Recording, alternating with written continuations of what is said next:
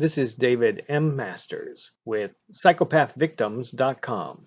Today, we're going to talk about psychopathic smear campaigns.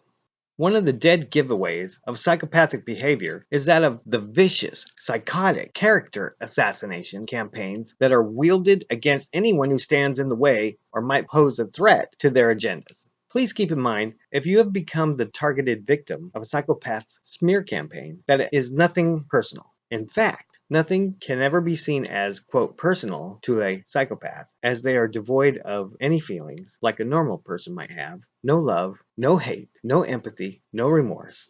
They only see other people as tools or possessions, and may even use phrases like, "You're mine, I own you." And when they are done with you, they have so little regard for you that they might say, "I will end you. You will be nothing when I'm done with you."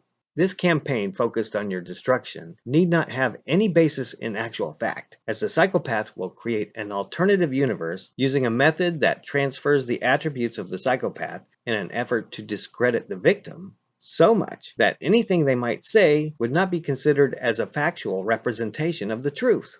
The battleground may include close personal relationships, workplaces, and/or media. Recently, there has been a great deal of growth in social media arenas. And psychopathy is no respecter of gender. A psychopathic woman conducting a smear campaign might claim that a person perceived as a threat is abusive, twisted, perverted, or on the brink of insanity. If the victim exerts the effort to spend a great deal of effort in defense of their character, like testimony, closed circuit proof, eyewitness accounts, and other related data, the psychopath will never recount their initial claim. Instead, they will put on additional pressure to even claim that he or she is in fear of his or her life, and that the victim is a threat to other men, women, and children, or even the future of mankind. While destroying the life of the victim of such a psychopathic smear campaign, it sends a strong message to witnesses of the event, in effect warning them that they dare not find themselves on the wrong side of such a formidable foe.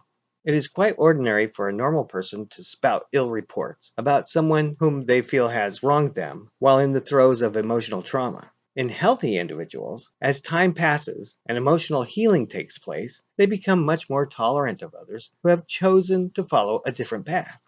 Not so for the psychopath.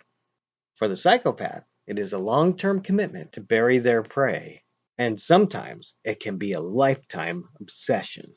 The appropriate response when attacked by a psychopathic smear campaign is not to respond, not to defend, not to react, and not to contact the predator ever again, period. As any response, no matter how negative, threatening, or even a lawfully empowered response, will only add fuel to the fire that runs the engine of the assailant. Do not ask the psychopath to stop or try to negotiate with him or her. Without responding, document everything. In regards to the importance of documentation, note that documentation beats conversation, and if it wasn't documented, it didn't happen. Seek legal recourse, venues, and protection by law, if at all possible, holding the offender accountable for every word, threat, or action as it occurs. Report everything that happens to your local law enforcement agency. Even if the authorities roll their eyes at you for coming to their office to report and supply them with documentation yet again, do it anyway. Even those who work in the service against criminals can be conned by the cunning psychopath. Stay the course, document, and report everything. Though you may be tempted to, resist posting information about your psychopathic encounter on social media, as this is the devil's playground. Also note that you should guard against sharing intimate details about your psychopathic encounters with other people because you never know who can be trusted, unless of course you know for a fact that the person in question is truly trustworthy. Psychopaths will manipulate those who have your confidence in order to probe you for information that feeds the psychopathic fire, and they will be spreading lies about your credibility and/or sanity all along the way. Anything you say to them will be twisted and misconstrued to reflect upon you in the worst possible light.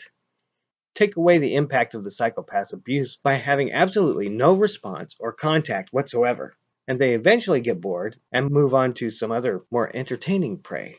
The reaction of either the victim or others feeds their need to focus on the destruction of their prey.